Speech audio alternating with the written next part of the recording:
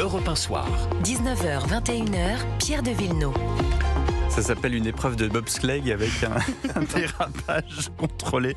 Et franchement, les auditeurs qui me connaissent bien le savent, ça m'arrive pas souvent. Mais j'allais dire, heureusement que ça arrive sur ce genre d'actualité.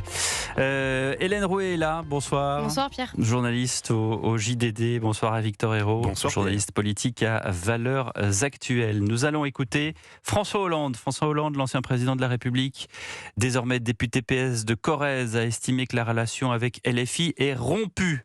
On le croit ou pas? On écoute.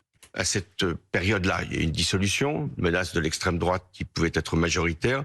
Il fallait faire un barrage. Ce barrage a été établi à partir d'une ligne qui était le refus de la brutalisation politique.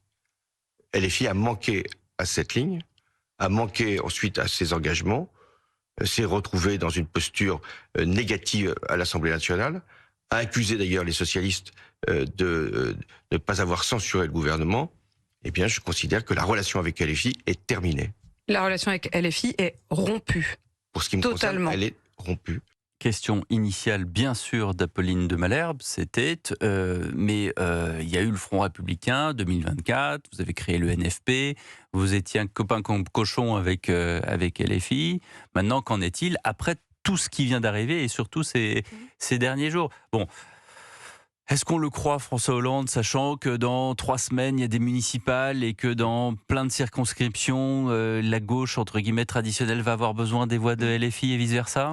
Alors il y a plusieurs choses à rappeler. Bon, Hélène Rouet. déjà rappelons quand même, ça a été notamment signifié dans un très bon tweet d'un journaliste qui s'appelle Victor Hérault, je ne sais pas si vous voyez qui c'est, que sur les tracts, effectivement, pour les dernières législatives quand même du nouveau Front Populaire, et ça, que ce soit LFI, les Verts, les communistes ou encore le Parti Socialiste, donc ça veut dire que sur le tract de M. François Hollande, ça veut dire que sur le tract de M. Gage, il y avait quand même marqué la jeune garde, qui était en soutien du nouveau Front Populaire. Ça, c'est la première chose. Jordan Bardella l'a montré aujourd'hui en conférence de presse. Absolument. Donc ça, c'est la première chose. La deuxième chose, évidemment, on peut saluer, si vous voulez, cette rupture annoncée par François Hollande. Elle a également été annoncée par Jérôme Gage.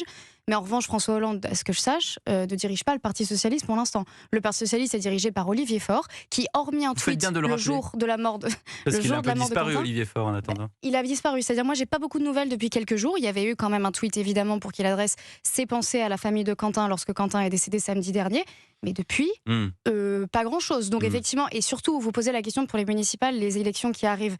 C'est là où vraiment c'est très compliqué, et même d'ailleurs c'est aussi vrai d'ailleurs pour la droite, entre les alliances entre LR et le Rassemblement National, c'est qu'en fait localement, les candidats en fait font un peu ce qu'ils veulent, c'est-à-dire que ce que disent les chapeaux à plumes, ils s'en moquent un petit peu. Donc effectivement, on va regarder localement ce que ça donne. Ils sont pas très chapeaux à plumes pour la tenue vestimentaire. Victor Hérault. Ils ont que les plumes. Mais effectivement, si François Hollande parle au micro d'Apolline de Malherbe, c'est au titre de député du Parti Socialiste, certes, mais député élu grâce à l'étiquette du nouveau Front Populaire. C'est donc très confortable de dire, une fois qu'on a été élu grâce aux alliances, ah mais vous savez, les alliances, finalement, on se bouchait un peu le nez, et puis maintenant c'est fini, la prochaine fois on ne nous reverra pas. La prochaine fois, moi j'ai tendance à dire que la gauche sait toujours s'allier même avec le pire lorsque c'est nécessaire pour eux, lorsqu'il faut gagner des voix.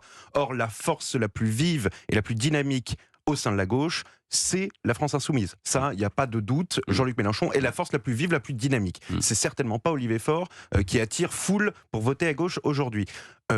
François Hollande parle au titre de député du Parti Socialiste, et je suis d'accord avec Hélène, il n'est pas non plus à la tête du PS.